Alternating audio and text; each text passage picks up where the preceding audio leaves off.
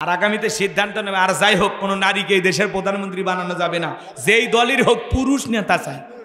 কারা কারা পুরুষ চান একটু হাত তুলে দেখান তো দেখি। লিল্লাহে তাকবীর। দেখলেন না মেয়ে মানুষের কি রাগ, দেশ ছুঁয়ে পালিয়ে গেছে। আমার বারবার বললাম ম্যাডাম পদত্যাগ করেন, পদত্যাগ করেন। পদত্যাগ করে যদি জেলেও যাইতো তাও এই দেশের মানুষ শান্তিতে থাকতো। ওনার দলের নেতাকর্মীরা এখনো স্লোগান দিত, জেলের তালা ভাঙবো, নেত্রীকে বের করে আনবে। কিন্তু আপনি স্লোগান দিবে দিলেন না, মিছিলটা করবে দিলেন না, মনে দুঃখই থাকে গেল কথা পালিয়ে গেছে। আবার মাঝে মাঝে এখনো কল রেকর্ড ফাঁস হয়। উনি তো আমাদেরকে ছাড়া থাকতে পারে না, মাঝে মাঝে কল দিয়ে খোঁজ খবর নেই। আমি দেশের কাছে আছি, চট করে ঢুকবো। ঢুকবেনই তো বের হলেন কেন? আর যাওয়ার আগে বলে গেছেন, আসার আগে কেন বলতে হবে? যেদিন মন চায় আপনি আসেন, কোনো শুক্র শনি নাই। যেদিন মন চায় আপনি আসেন। এই দেশ আপনার বাবার, এই দেশ আপনার স্বামীর, আপনি আসেন। বুবু আইবা তুমি আইবা গো, সেই দিন আইসা বুবু ক্ষমতা পাইবা না। খোঁজ নাই বুবু কাদের কাকার, অবস্থা খারাপ দরবেশ বাবার। হাও নাঙ্কেল এখন সামনে আসে না। নেতা কর্মী সব জেলের ভিতর, আমি আসি ডরের ওপর। কখন জানি আসে গ্রেপ্তারি পরোয়ানা। বুবু আহিবা তুমি আহিবা গো, সেই দিন আইসা বুবু চিয়ার পাইবা না। ক্ষমতার চেয়ার থেকে নামা সহজ, কিন্তু এই চেয়ারে ওঠা কঠিন। কথা কয় না কে? 16 বছর লাগছে চেয়ার ছাড়তে। কথা কন। আর শোনেন, মেয়ে মানুষের রাগ বেশি, জেদ বেশি। দেখেন না, স্বামীর সাথে ঝগড়া লাগে, হাড়ি ফাতিল ভেঙে ফেলে দেয়, স্বামীকে তুলে আছার মারের। রাগ করে সংসার থুয়ে বাপের বাড়ি চলে যায়, রাগ করে 20 কোটি জনগণ থুয়ে এতবার একটা দেশ থুয়ে গেছে। তাহলে চিন্তা করেন জেদ কোন জায়গায়। বাংলাদেশের অধিকাংশ নারীদের যে ডিভোর্সের ঘটনা, এর পেছনে মূল কারণ হলো জেদ, রাগ। মেয়েরা কথায় কথায় স্বামীর সাথে তর্ক করে, কথা বলে না কেন? মেয়েদের সংসার ভেঙে যাওয়ার পিছনে মূল কারণ কি? জেদ। জেদ। প্রচুর পরিমাণে জেদি মহিলারা মুখে মুখে তর্ক করে, স্বামীকে মূল্যায়ন করতে চায় না। তো স্বামী চিন্তা করে, আমারে দামি দিস না, তোরে রাইকে কি লাভ, চলে যা। কথা না? ঢাকা শহরে জরিপ করে দেখা যাচ্ছে এখন প্রায় 40% বিবাহ হইতে দেরি, ডিভোর্স হইতে দেরি নেই। 40%। তাহলে চিন্তা করেন, এই বিবাহ বিচ্ছেদ তালাকের ঘটনা বাইরে গেছে, দিন দিন বাইরে যাচ্ছে। নওগাঁয় অবশ্য এগুলো শুরু হয়নি, নওগাঁর মানুষ এগুলো বোঝে না। না, এই দিকের মানুষ খালি বিয়ে করা বোঝে, তালাক দেওয়া বোঝে না। রাগ করতেছেন নাকি আপনারা? এই জন্য মা বোন যারা আবার শুনতেছেন, মা একটু অপেক্ষা করেন, সময় মতো আপনাদের স্পেশাল কিছু আলোচনা হবে।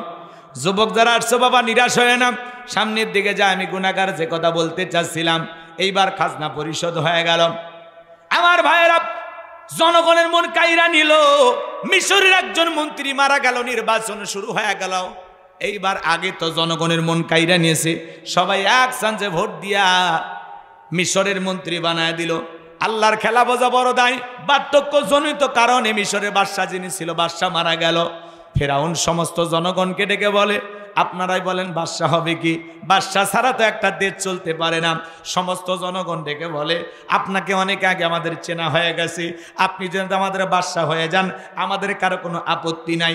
এইবার ভাইয়ের আমার, সমস্ত জনগণ যখন সমর্থন দিল, বাধ্য হয়ে নেতারাও সমর্থন দিল। এইবার জনগণ আর নেতাদের সমর্থন পাইয়া ওই কাবুজ নামের ফেরাউন হয়ে গেল মিশরের বাদশা। বাদশাহীর চেয়ারের বসে পড়ে হামানকে ডেকে বলে, হামান এই দিকে আয়।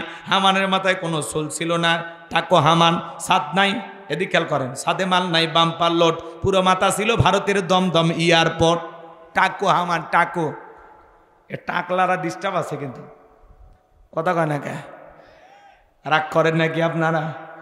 আমার ভাইয়েরা, দিল দিয়া কথাগুলো বোঝার চেষ্টা করবেন। হামানকে ডেকে বলে, হামান তুই হবি আমার মন্ত্রী, আরে আমি হব বাদশা, দুইজন মিলে দেশটা চালাবো। রাতের বেলা যখন নেতা ঘুমের মধ্যে চলে গেছে, ঘুমাইতে পারে না, আজে বাজে স্বপ্ন দেখে লাফালাফায় ওঠে। পরের দিন সকালবেলা তার দরবারে জ্যোতিষী ছিল 400 জ্যোতিষী লিডার নাম হলো দবিরা, বয়স হলো 320 বছর। ডেকে বলে, দবিরা রে, কেন জানি রাতের বেলায় ঘুমাইতে পারি না, আজে বাজে স্বপ্ন দেখি, কি হয়েছে আমার একটু বই খুইলা বল। এইবার দবিরা ভাগ্য গবেষণা করে বলে, নেতা যদিও ছিলেন ভবঘুরে যুবক, তরমুজের ক্ষেতের লেবার, গোরস্থানের দারোয়ান, মিশরের মন্ত্রী, বর্তমান রানিং বাদশা, আঙ্গুল ফুলা কলার গাছ, কিন্তু আপনার ভবিষ্যৎ জীবন বড় অন্ধকার। আগামী 3 মাসের মধ্যে বনি ইসরাইল সম্প্রদায়ের ভিতরে মুসা নামের একটা ছেলে জন্মগ্রহণ করবে। ওই মুসার কারণে রাজত্ব পাওয়ার ক্ষমতা থাকবে না। নেতারে, এমনকি আপনার জীবন যাওয়ার সম্ভাবনাও দেখা যায়। এই কথা শোনার পরে ফেরাউনের মাথা ঠান্ডা না গরম? খালি গরম মানে কাট করা ফুরাইছিলাম, কই আসলাম কই, না জানি কত কিছু হয়। যদি বলতো মুসা আসবে, খানকা বানাবে, বৈশা বৈশা জিকির করবে, তাহলে লাফালাফি করতো না। আজও পৃথিবীর জমিনে তাকায় দেখবেন, যারা মাজারে বৈশা আছে, দরবারে বৈশা আছে, হু হু জিকির করে, লাফালাফি করে, তিরিং বিরিং লাফালাফি করে, ওদেরকে কেউ টার্গেট করে? জোরে বলেন, টার্গেট করে না। কোরআনের হক কথা যারা বলে, আল্লাহর জমিন আল্লাহর দিনকে যারা বাস্তবায়ন করতে চায়, যারা জিহাদের কথা বলে, কোরআন সুন্নাহর হক কথা বলে, তাদেরকে টার্গেট করে করে ভিতরে ঢুকানো হয়। কথা বলেন ঠিক কি না? আমার ভাইয়েরা, এইবার লম্বা করার কোনো সুযোগ নাই। দবিরা যখন বলেছে 3 মাসের মধ্যে মুসার আগমন ঘটবে, ফেরাউন চিৎকার মেরে ডেকে বলে, হামান এই দিকে আয়। দবিরা কি বলল শুনলি? আগামী 3 মাসের মধ্যে মুসা নামের একটা ছেলে জন্মগ্রহণ করবে, ওর কারণে রাজত্ব পাওয়ার ক্ষমতা থাকবে না, এটা তো মানা যায় না। হামান ডেকে বলে, নেতা মাইট ইজ রাইট, জোর যার মুল্লুক তার, পাওয়ার রাজত্ব ক্ষমতা আমাদের হাতে, আমরা যা করব মিশরের জনগণ তাই মানতে বাধ্য। বলে, কি করতে চাস? হামান ডেকে বলে, নেতা যত ছেলে সন্তান জন্মগ্রহণ করবে সবাইকে জবাই করে করে দুনিয়ার বুক থেকে বিদায় করে দেব, তাহলে আপনার পথের কাটা মুসা জন্ম নিতে পারবে না। ফেরাউন ডেকে বলে, হামান রে, আসলে তোর মাথায় বুদ্ধি আছে, তবে শোন, ছেলেগুলোকে জবাই করবি, মেয়েগুলোকে জবাই করবি না, কারণ ছেলেদের মধ্যে আমার শত্রু আছে, মেয়েদের মধ্যে কোনো শত্রু নাই। তার মানে চোরে হলেও মানুষ ভালো, মোবাইল নিয়ে গেল, সিম কার্ড খুলে দিয়ে গেল। কথা বলেন ঠিক কিনা? এইবার ছেলে সন্তান হলেই জবাই করে, ছেলে সন্তান হলেই জবাই করে। 3টি বর্ণনা পাওয়া যায়, কেউ বলেছেন 20,000, কেউ বলেছেন 24,000, কেউ বলেছেন 80,000 সন্তানকে তারা হত্যা করেছিল। এইবার দবিরাকে বলে, দবিরা ভাগ্য গবেষণা করে দেখ, আমার পথের কাটা মুসা মল্লুরা বাঁচলো। দবিরা গবেষণা করে বলে, নেতা যদিও বনি ইসরাইল মায়ের বুক খালি কইরা হাজার হাজার সন্তান জবাই করেছেন, দুনিয়ার বুক থেকে বিদায় করে দিয়েছেন, কিন্তু আপনার পথের কাটা মুসা এখনো মরে নাই, মায়ের কোলে জীবিত আছে, সুস্থ আছে, কিন্তু কোথায় আছে, কোন বাড়িতে আছে, এইটা বলার ক্ষমতা আমাদের নাই। বলুন আল্লাহু আকবার। ওয়া মাকারু ওয়া মাকারাল্লাহ ওয়াল্লাহু খায়রুল মাকিরিন। খেলা কা আল্লাহ চাই মুসারে বাঁচাইতে, ফেরাউন চাই মারতে, ওর 14 গোষ্ঠী এক জায়গায় হয় মারতে পারবে। আমার ভাইয়েরা, এইবার ফেরাউন সেনাবাহিনীকে বল, তাড়াতাড়ি চতুর্দিকে ছড়িয়ে পড়ো, আমার শত্রু মুসাকে হত্যা করো, মুসাকে না মারা পর্যন্ত আমি শান্তি পাবো না। সেনাবাহিনীর দল চতুর্দিকে ছড়িয়ে পড়লেন। একদল সেনাবাহিনী মুসা নবীর বাড়ির দিকে রওনা করেছেন। মুসা নবীর বড় বোন নাম তার মারিয়ম, ডেকে বলে, মা ওই যে ফেরাউনের সেনাবাহিনী দেখা যায়, মা আর বুঝি ভাইকে বাঁচানো গেল নাই, কই লুকিয়ে রাখবা? মুসা নবীর মা সন্তানকে কোলের মধ্যে নিয়ে এদিক সেদিক দৌড়ায়, কে যেন এলহামের মাধ্যমে আওয়াজ দেয়, বলে, মুসার মা চুলার ভিতরে তোমার ছেলেটাকে ফেলা দাও, কথা দিলাম গো তোমার ছেলেকে আবার তোমার কোলেই ফেরায় দেব। বলুন সুবহানাল্লাহ। মুসা নবীর মা তাই করলেন। ফেরাউনের সেনাবাহিনী পুরো বাড়ি তল্লাশি চালাইলেন, তন্ন তন্ন করে খুঁজলেন, কোথাও কোনো সন্তান পেল না।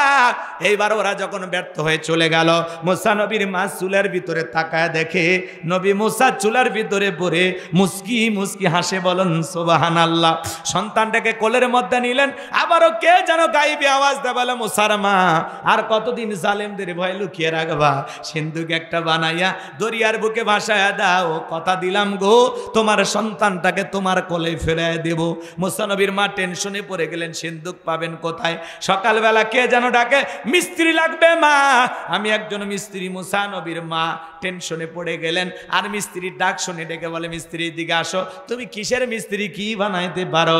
মিস্ত্রি ডেকে বলে, মা আপনি যদি মনে করেন এমন একটা সিন্দুক আপনার দরকার, যে সিন্দুকের ভিতরে আপনার সন্তানকে তুলে দরিয়ার বুকে ভাসায়া দিবেন, আপনি চাইলে আমি এরকম সিন্দুক বানাইতে পারি।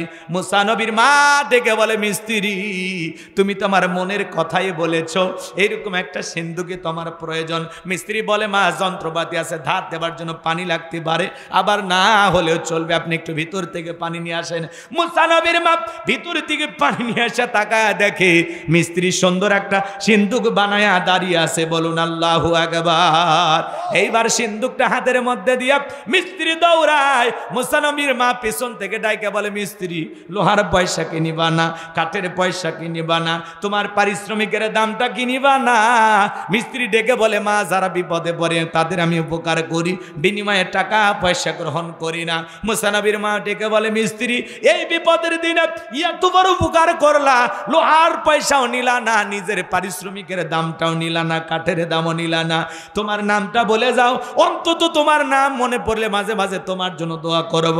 মুসা নবীর মায়ের কথা শুনে উত্তর দিয়ে বলে, মা আমি দুনিয়ার কোনো সাধারণ মিস্ত্রি না, আমি আল্লাহর ফেরেশতা, আমার নাম হলো জিবরাইল। এইবার নবী মুসাকে সিন্দুকের ভিতরে তুলে মুসা নবীর মা দরিয়ার বুকে ভাসা দিলেন। আর মেয়ে মারিয়মকে বলে, মা সিন্দুক বাঁচতে বাঁচতে কই যায় খবর নিয়ে আসবি। ওই দিন বিকাল বেলা ফেরাউন তার প্রিয়তমা স্ত্রী আসিয়া কেনে আসছে সমুদ্রের সৈকতে হাওয়া খাইতে। মাঝে মাঝে বউয়ের সাথে একটু বিনোদন করবেন, হালাল বিনোদন। মাঝে মাঝে বউ কেনে কক্সবাজার ঘুরতে যাবেন। কথা কয় না কে? আবার মাথা নাড়ান কেন? বউ কেনে কক্সবাজারে যাবেন, যায় বলবেন, বিবি রে কি সুন্দর আল্লাহর অপরূপ সৃষ্টি, কি সুন্দর সমুদ্রের পানির ঢেউ, জানবে না তো কেউ কাছে দাঁড়িয়ে আছে আমার সোনা বউ। বউ খুশি হয়ে যাবে। তবে যেখানে যান বোরকা পরায়া পর্দা করায় ফরজ পর্দা মাইনা। কথা কয়? আমি কি বলছি যে বউকে না কক্সবাজারে যে হাফ প্যান্ট পরে গোসল করে তাহলে গুনাহ হবে? বোঝে না।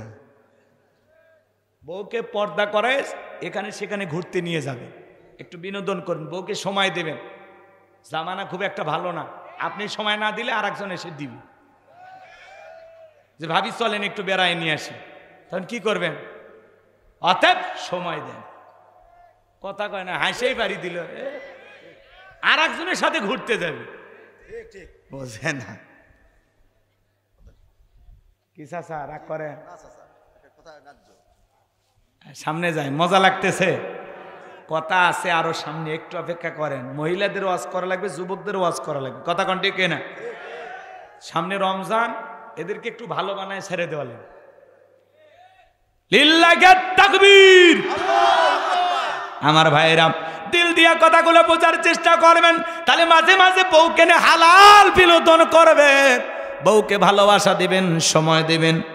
মাঝে মাঝে বাহিরে থাকলেও বউকে যখনই ফোন দেন, ফোনটা কাটার আগে একবার বলবেন আই লাভ ইউ সোনা বউ। বিশ্বাস করেন মৃত্যু পর্যন্ত আপনার বউ আপনার পা ধরে পড়ে থাকবে, কোনো দিন আপনার সংসার ছেড়ে যাবে না। কথা কন ঠিক কিনা? বাঁকাহারের তৈরি, বেশি সোজা করবে যাবেন না, আরো বেশি ব্যাকা হবে। অতএব মাইনে নিয়ে চলা লাগবে। কি করবেন? কোনো উপায় আছে? চলেন না সামনের দিকে যাই। সিন্দুক ভাসতে ভাসতে ফিরাউনের ঘাটে চলে গেছে। ফিরাউনের সেনাবাহিনী সিন্দুকটা তুলে নেতারা সামনে নিয়ে গেছে। ফিরাউন ডেকে বলে, সিন্দুকটা খোলো তো দেখি। যখন সিন্দুকটা খোলা হলো, সবাই তাকায় দেখে সিন্দুকের ভিতরে মনে হয় পূর্ণিমার চাঁদ উদয় হয়েছে। ফিরাউন ডেকে বলে, তরবারি আন, জবাই করে। এটাই মুসা। আসিয়া বলে, থামো, খালি মারা শিখছো, এতগুলো মাল্লা তাও কি শান্তি পাইলা না? স্বামী গো, এই ছেলেটাকে মারার আগে তোমাকে আমি বলতে চাই, এই যে সিন্দুক দেখা যায়, এমন কাঠ কি তোমার দেশে পাওয়া যায়? ফিরাউন এইবার সিন্দুকটা নাইরা চাইরা বলে, বিবি আমি কেন, আমার বাপ দাদা 14 পুরুষও কোনোদিন এমন কাঠ দেখে না, এমন সিন্দুক দেখে নাই। আসিয়া ডেকে বলে, স্বামী এটা ভিনদেশি কারো সন্তান, এই সন্তানটাকে আমি মারতে দেব না, এই সন্তানটাকে আমাদের পালক পুত্র হিসাবে লালন পালন করতে চাই। জোরে কোন মারহাবা। কথায় আছে যেখানে বাঘের ভয় সেখানে রাত হয়। যারে খুঁজতেছো মারার জন্য আল্লাহ তোমারে দায়িত্ব দিল তারে লালন পালন করার জন্য। বলেন আল্লাহু আকবার।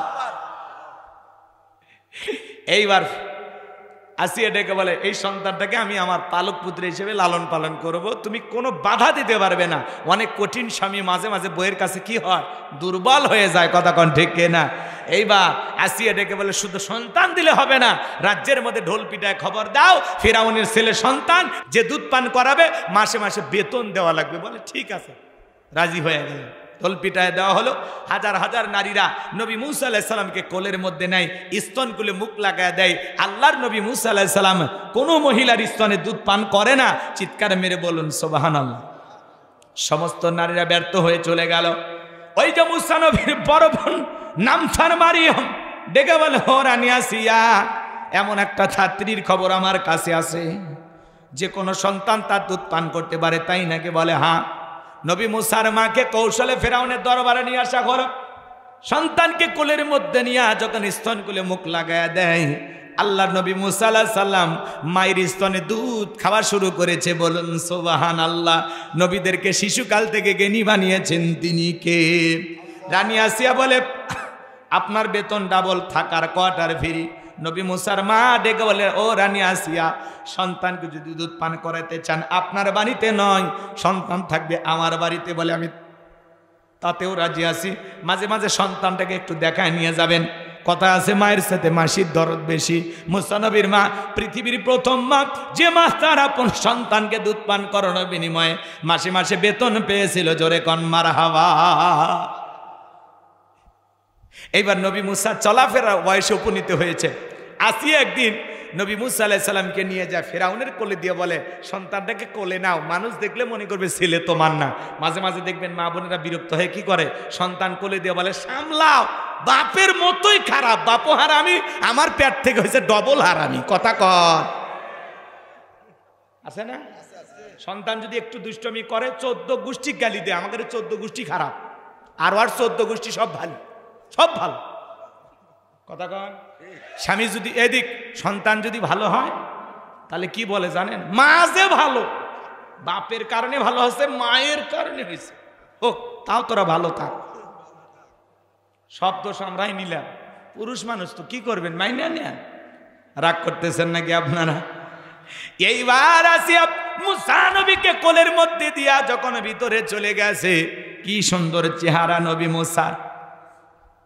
কাফের হওয়ার পরে অন্তর নরম হয়ে গেছে, চুমা খাওয়ার নিয়তে যখন ঠোঁটটা বাড়াইছে নবী মুসা আলাইহিস সালাম 12 মণ ওজনের কচি হাত দিয়ে এমন একটা থাপ্পড় বসায় দিয়েছে।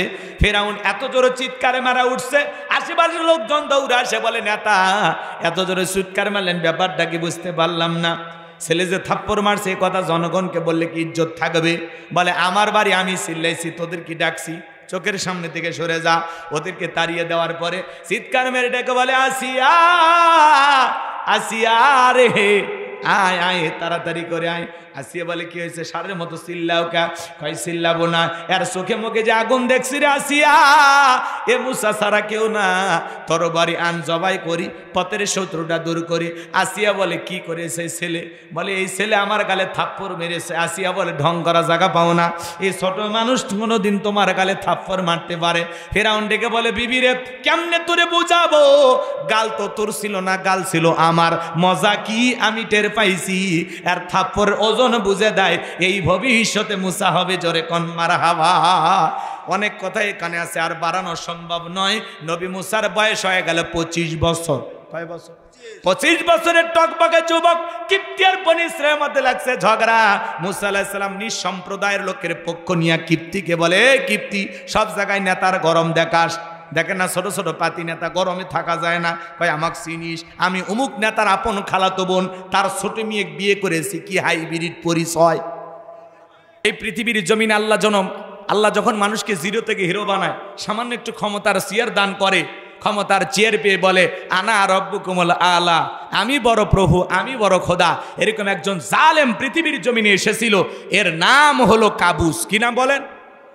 কাবুস বলখিয়া বলা হতো। কিপ্তিদের তরফ থেকে নাম ছিল রামশিস। মিশরের বাদশাহ হওয়ার পর উপাধি নাম হলো ফেরাউন। কয়টা নাম পাইলেন? 4টা। জোরে বলেন কয়টা? এদিকে আমার দিকে খেয়াল করেন। জিরো থেকে হিরো বানায় কি? একটু ওয়াজ কি করবো না দোয়া করবো? জিরো থেকে হিরো বানায় কি? একটু জোরে আওয়াজ দেবেন, ঠিক আছে? আমার দিক তাকান। সাওয়ালা থেকে প্রধানমন্ত্রী বানায় কি? সাওয়ালা থেকে প্রধানমন্ত্রী হইয়া মুসলমানকে হত্যা করে। আছে না নাই? নিঃস্ব অসহায় কেউ নাই পৃথিবীর জমিনে। সে অসহায় মানুষটাকে যে আল্লাহ যদি প্রধানমন্ত্রী বানায়, দাম্ভিকতায় অহংকারে মানুষের উপরে জুলুম করে। কথা বলেন ঠিক কি না? রাগ করবেন না। অনেক জিরো থেকে হিরো বানিয়েছেন আল্লাহ। আবার বেশি বাড়াবাড়ি করার কারণে আবারও জিরো বানায় ছাড়াই দিছে, আবারও জিরো বানায়া সাইডে দিছে। কথা কন ঠিক কি না? এই জন্য বাড়াবাড়ি করতে না। সম্মানিত ভাইয়েরা আমার, দিল দিয়া কথাগুলো বুঝবেন। এই কাবুস নামের ভবঘুরে যুবক, এলাকায় কোনো কাজকর্ম নাই। ভবঘুরে যুবক মানে বোঝেন না? যারা এলাকায় কোনো কাজকর্ম পায় না, ইয়াবা ফেন্সিডিল গাঁজা মদ খায়, গাছক ধাক্কা মারে, কয় ভাইজান সাইড দেন। বউ যদি দরজা খোলো, মুখের বাপ তুমি ঢোলক কয় বুঝবা না। মাগো মা আজকে একটু বেশি পরিমাণে মাল খাসি। নেশা করে বউ কি কয়? মা। কথা কন। কারণ নেশা করলে ওর মাথা ঠিক থাকে। ভালো করে বোঝার চেষ্টা করবেন আমার ভাইয়েরা। এই এলাকায় যদি কোনো যুবক এই ধরনের কাজ করে, তোমাদের পায়ে হাত দিয়ে অনুরোধ করি বলে যাই রে যুবক, মাদক দ্রব্য সেবন করা যাবে না। যারা শরাব পানকারী এরা জান্নাতে প্রবেশ করবে না। মাদককে না বলো, যেই মুখে মা সেই মুখে মাদক তোলা যাবে না। ইয়াবা ফেন্সিডিল গাঁজা মদ কোনো কিছু খাওয়া যাবে। সব ধরনের নেশা জায়েজ না হারাম? সন্ধ্যা হলেই ঘরের দরজা বন্ধ করে জিকির করে ইয়াবা ইয়াবা ইয়াবা। মা বাবা চিন্তা করে, বাবা এটা কিসের ট্যাবলেট? জ্বর সর্দি গলা ব্যথা। কয় কিচ্ছু বোঝার দরকার নাই, টাকা দে নইলে তোর মাথা ফাটাবো। পিতামাতা বাধ্য হয়ে টাকা দেয়, ওই টাকা দিয়ে নেশাদ্রব্য কিনে খায়। এরকম সন্তান আছে না যায়? যারা এই দুনিয়ার জমিনে নেশাদ্রব্য পান করে চেহারার দিকে তাকাইলে কি মনে হয় বিশাল হিরো। চেহারা দিকে বোঝা যায় খায় খায়। কথা কয় না কে? যারা নেশাদ্রব্য পান করে টোকায়ের মতো লাগে, চেহারাত কিচ্ছু নাই, কোনো সৌন্দর্য নাই। কথা কন। ওই টাকা, এই ছেলে ওই ইয়াবা ফেন্সিডিল গাঁজা মদ এগুলো আজে বাজে জিনিস কিনে না খায়, ওই টাকা জমায়া যদি প্রত্যেক মাসে বউকে একটা করে 3 পিস কিনে দিতে পারতা, কিছু না হোক 12টা মাসে 12টা বাসরাত পাইতা। কথা কন ঠিক না? তোমাদের পায়ে হাত দিয়ে অনুরোধ করি, বাবা মাদক দ্রব্য পান করা যাবে। আল্লাহ যেন যুব সমাজকে এই ভয়াবহ নেশা থেকে হেফাজত করেন। একটু জোরে বলেন আমিন। তাহলে মাদক দ্রব্য পান করা যাবে, নেশা করা যাবে। আমার ভাইয়েরাম, এই ছিল ভবঘুরে যুবক। চলে গেল মিশরে। সর্বপ্রথম হলো তরমুজের খেতে লেবার। ওই মিশরের জমিনে গোরস্থানের দারোয়ান লাগবে। ইন্টারভিউ চলতেছে। ওই লাইনের মধ্যে কাবুস নামের ফেরাউন দাঁড়িয়ে গেছে। একে একে ইন্টারভিউ দিতে দিতে যখন ফেরাউনের পালা, এইবার ডেকে বলে, বাদশাহ বুক ভরা আসামি আপনার দেশে এসেছি, যদি চাকরিটা আমারে দেন সারা জীবন আপনার প্রতি কৃতজ্ঞ থাকবো, কোনোদিন আপনার কথা ভুলে যাব না। বাদশাহ গো, আমি যতটুকু জানি আপনার চাইতে ভালো মানুষ মিশরের জমিনে আর কেউ নাই। এমনভাবে কথাগুলো উপস্থাপন করলেন, বাদশার মায়া লাগে গেল। কথাকে বোঝেন না? বাদশাহ তখন ডেকে বলে, শোনো, ইন্টারভিউ বন্ধ করো। এই কাবুস নামের ছেলেটাকে মিশরে গোরস্থানের দারোয়ানের চাকরি দেওয়া হলো। চাকরি পাওয়ার পরে ফেরাউন চিন্তা করে, বাদশাহ প্রতি মাসে বেতন দেবে, ঠিক আছে, এই টাকা দিয়ে চলবে না, আমার সাইড ইনকাম করা দরকার। এইবার ডেকে বলে, শোনো, তোমরা যারা লাশ দাফন করতে চাও লাশ প্রতি 1টা করে দিরহাম দিতে হবে, না হলে আমি লাশ দাফন করতে দেব না। জনগণ টেনশনে পড়ে গেল। 1টা দিরহামের জন্য বাদশার দরবারে বিচার নিয়ে যাব, লাশ পয়সা করলে শেষ হয়ে যাবে, অতএব 1টা টাকা যদি পাই এই ছেলেটাই পাক। এই কথা ভেবে জনগণ 1টা করে দিরহাম ওই কাবুস নামের ফেরাউনকে দেওয়া শুরু করলো। আমার ভাইয়েরা, আল্লাহর খেলা বোঝা বড় দায়। এদিক খেয়াল করেন, ওই জামান আল্লাহ তাআলা একটা মহামারী দিল, যার নাম হলো ডায়রিয়া, কলেরা। বাংলাদেশে কিন্তু কোনো মহামারী নাই। এক সময় আল্লাহ দিয়েছিল, শুনছেন কি না? ধরুন না, সুইও না, নাম হলো করোনা। বাবা করোনা রোগে আক্রান্ত হয়ে মারা গেছে। বাবার লাশটাও দেখতে যায় নাই, বাবার কবরে মাটিও দিতে যায়নি। কথা বলে, বাবার সম্পত্তি ভালো লাগে কিন্তু মৃত বাবাকে বোঝা লাগে, এমনও সন্তান আছে না নাই? মায়ের করোনা হয়েছে, জঙ্গলের ভিতরে ফেলায় আসছে। স্বামীর করোনা হয়েছে, স্ত্রীর কাছে যায় নাই, খাবারের প্লেট সাজায় ঔষধ দিয়া লম্বা একটা বাঁশের লাঠি দিয়ে স্বামীর ঘরে খাবার ঢুকে দিয়েছে। কথা কন ঢেকে না। স্বামী যখন সুস্থ হয়েছে এইবার ডেকে বলে, জোসনার বাপ আমি তোমারে কত ভালোবাসি জানো না? যখন তুমি অসুস্থ ছিলে স্বামী গো, আমি বারবার তাহাজ্জুদ পড়ে দোয়া করে বলেছিলাম, আল্লাহ আমার স্বামীকে সুস্থ করে দাও। স্বামী তখন বলে, আমার যে কত ভালোবাসিস তার প্রমাণ আমি পাইছি। যখন আমি অসুস্থ ছিলাম মনে মনে ভাবছিলাম এই বুঝি জানালা খুলে একটু কথা বলবি, এই বুঝি দরজা খুলে একটু দেখা করবি, কিন্তু না, আমি যখন অসুস্থ ছিলাম আমারে তুই বাঁশ দিয়া খাওয়াইছিস। এই করোনা মহামারী বুঝে দিয়েছে দুনিয়াতে কেউ কারো আপন না। বন্ধুর হয়েছে আর এক বন্ধু দেখতে যায় নাই, এক বোনের হয়েছে আর এক বোন দেখতে যায় নাই। এই করোনা মহামারী বুঝে দিয়েছে দুনিয়াতে একটা মিনি কিয়ামত ঘটায়া দিছে। কথা কন ঠিক না? একটা করোনা রোগে আক্রান্ত হইলে তার কাছে দেখতে যায় না, সুইচতে যায়, যতই আপন হোক যতই প্রিয় হোক, তাহলে কিয়ামতের ময়দানে কি হবে বলেন? কথা বলেন না কেন? এই জন্য আল্লাহ বলেন, ইয়াউমা ইয়াফিরুল মারউ মিন আখি ওয়া উম্মিহি ওয়া আবি ওয়া সাহিবাতিহি ওয়া বানি। সেদিন ভাই ভাইয়ের কাছ থেকে পালিয়ে যাবে, মা পালিয়ে যাবে, বাবা পালিয়ে যাবে, স্ত্রী পালিয়ে যাবে স্বামীর কাছ থেকে, সন্তানেরা পালিয়ে যাবে তার মা বাবার কাছ থেকে। কেউ কারো উপকারে আসবে না। এই তো দুনিয়াতে প্রমাণ পাইলেন। বন্ধুর করোনা হয়েছে, কি দুষ্টি কি বন্ধুত্ব, কিন্তু দেখতে চায় না, কয় না আগে সুস্থ হোক, ওটি দেখতে গেলে আমার যদি হয়ে যায়। রাগ করেন নাকি আপনারা আমার ভাইয়েরা? এই জন্য এই মহামারী বুঝে দিয়েছে দুনিয়াতে কেউ কারো আপন না। খুব বেশি আপন ভেবে আপনি যা করতেছেন, আপনি মারা গেলেও কিন্তু সব আগের মতোই চলবে। যেদিন আপনি মারা যাবেন সেই দিনও মানুষ ভাত খাবে, যেদিন মারা যাবেন সেদিনও মানুষ দুনিয়াতে বেঁচে থাকবে, হাসি তামাশা করবে। কথা কয় না কেন? আপনাকে কয়জন মনে রাখবে? হ্যাঁ, কয়জন মনে রাখবে? যেদিন আপনি মারা যাবেন ওই দিন আপনার স্ত্রী খাবার খাবে, আপনার সন্তানেরা খাবার খাবে, পাশের বাড়ির লোকজন রান্না করে নিয়ে আসবে, নিয়ে এসে বলবে খাও। এভাবে ভেঙে পড়লে চেহারা নষ্ট হবে। যে যাবার সে তো চলেই গেছে, জোর করে খাওয়ায়, তুলে খাওয়ায়, 2-3 বাড়ির থেকে খাবার আসে, আগের চাইতে ওই দিনের খাওয়া দাওয়াটা বেশি হয়। কথা কা কি মনে করেন? এক পাশে লাশ আর এক পাশে বিবাহের খাওয়া দাওয়া চলতেছে। কি ভাই 12:30 বাজছে, এরা এত অস্থির কে? শোনেন, দিল দিয়া কথাগুলো বোঝার চেষ্টা করবেন বাজার। ওই মহামারীতে হাজার হাজার মানুষ মারা যায়, আর গোরস্থানে লাশ দাফন হয়। ফেরাউনের পকেটে টাকা ওঠে, টাকা পাইতে পাইতে এত টাকার মালিক হয়ে গেল, টাকা রাখার কোনো জায়গা নাই। বাদশার দরবারে চলে গেল, বাদশা আমার কাছে কিছু টাকা পয়সা আছে, এলাকায় যারা গরিব দুঃখী মানুষ খাজনা পরিশোধ করতে পারে না, দুঃখী মানুষ খাইতে পারে না, আমি গোরস্থানে দারোয়ান, তাদের খাজনা পরিশোধ করে দিতে চাই। বাদশাটাকে বলে, বাবা এ তো ভালো উদ্যোগ, তোমার মতো ছেলে ঘরে ঘরে জন্ম নেওয়া দরকার। এইবার বাজান গো আমার পরের দিন সকালবেলা ঢোল পেটা দেওয়া হলো, হাজার হাজার মানুষ বাদশার দরবারে লাইন দিয়েছে। ওই গোরস্থানে দারোয়ান ওই টাকাগুলো দিয়ে খাজনা পরিশোধ করে দিল। বলেন তো এই টাকা কার?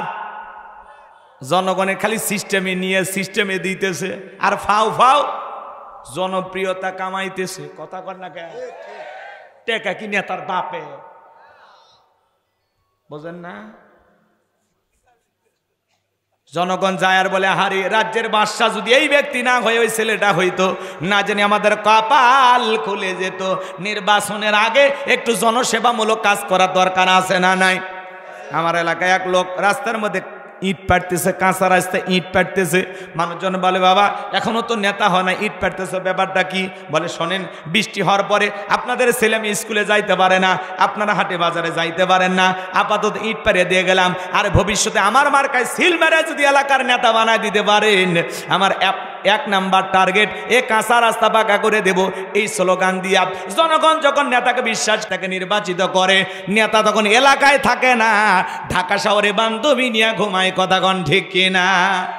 নির্বাচনের মার্কা থাকে যে কয়দিন নেতার আনা গোনা সে কয়দিন। অলিতে গলিতে নেতাকে দেখা যায়। কথাগণ রাস্তার ভিক্ষুককে ধরে সালাম দেয়, টাকা পয়সা দান করে, আর একটা সেলফি তোলে, আর মহিলাকে ধরে অভিনয় করে বলে আপনার চেহারার মাঝে আমি আমার মাকে খুঁজে পাই, নেতা তো না অভিনেতা। কথা কম আছে না নাই? খালি মার্কা থাকে যে কয়দিন ওলি গলি যেখানেই যাবে নেতাকে দেখতে পাবে, বাপ রে বাপ। আর পাস করার পরে দাওয়াত দিয়ে স্যান্ডেল ক্ষয় যায়, নেতা আর আসে না, বলে জরুরি কাজে ব্যস্ত, ঢাকায় আছে। কথা কন।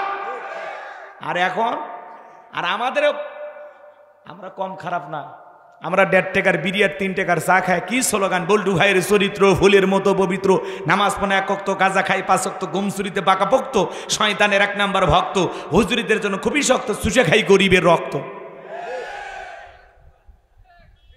পোস্টার লেখা আছে গরিবের বন্ধু, ভোট দিয়ে দেখেন গরিবের কয় নাম্বার শত্রু। একটা বয়স্ক ভাতার কাঠ নিবের গেলেও 2-1 খায়, আছে না নাই?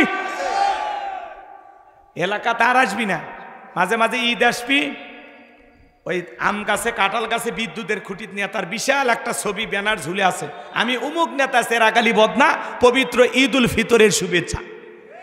কথা কন না খেয়ে আপনার ঈদের শুভেচ্ছা দিয়ে আম গাছে কাঁচাল কাটি ঝুলে, নেতা কাছে কেন আমি আই বাবা।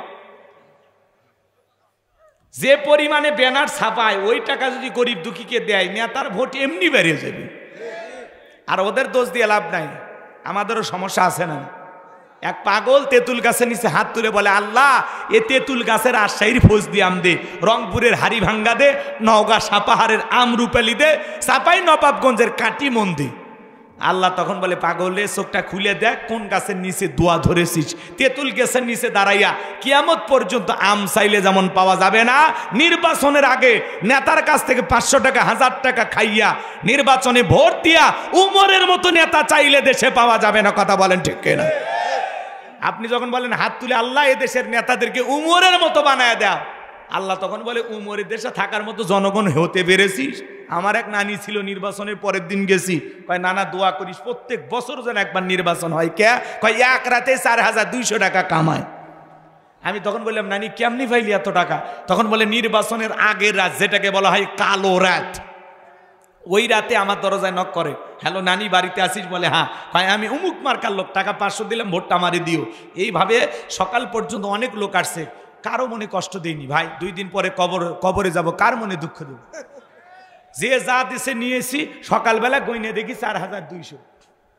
তাহলে চিন্তা করেন, যেই দেশের জনগণ নির্বাচনের আগে নেতার কাছে হাত পেতে টাকা নেয়, এক নেতা যদি নির্বাচন করতে গিয়ে কয়েক কোটি টাকা খরচ করে, আগে তো ওই টাকা তোলা লাগবে। এজন্য রাস্তার বরাদ্দ হবে 10 কোটি, খরচ করবে 2 কোটি, বাকি 8 কোটি নিচের পকেট থেকে উপর পকেট ভরাইতে শেষ। খালি কোনো মতে আলকাতরে মেরে কালো করে ধবি, ছাগল পেশাব করলেও রাস্তা ভাসে যাবি। কথা কর ঠিক না? এই জন্য আগে নিজে ভালো হন। তালুকদার বংশের মতো যদি কলিজা বড় হয়, বাপের বেটা যদি হয়ে থাকেন, হাত তুলে বলতে পারবেন যে নির্বাচনকে কেন্দ্র করে জীবনে করে দিন 10টা টাকাও নেবেন না, চা বিড়ি খাবেন না। হাত তোলেন, হাত তোলেন। মনে থাকবে তো ইনশাআল্লাহ? হ্যাঁ, সৎ যোগ্য ভালো মানুষকে সমাজের নেতা বানাইতে হবে।